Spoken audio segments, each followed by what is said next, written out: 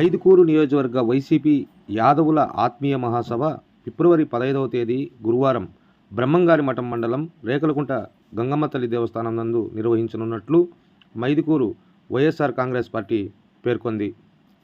Mydukur MLA Chettipalli Raghurama Reddy చర్యలతో CGF నిధుల ద్వారా మరియు ఎమ్మెల్సీ ఆర్ రమేష్ యాదవ్ ఆర్థిక సహకారంతో దాదాపు 2 కోట్ల అంచనాతో బ్రహ్మంగారి మఠం మండలం రేకలకుంట గ్రామంలో వెలిసిన గంగమ్మ తల్లి దేవస్థానం పునర్నిర్మాణానికి చర్యలు తీసుకుంటున్నారు. ఈ నెల 15వ తేదీ దేవస్థానం పునర్నిర్మాణ భూమి పూజ కార్యక్రమం నిర్వహిస్తారు. అనంతరం మైదుకూరు నియోజకవర్గ వైసీపీ యాదవుల ఆత్మీయ మహాసభ జరుగుతుందని వైసీపీ పార్టీ వర్గాలు వెల్లడించాయి.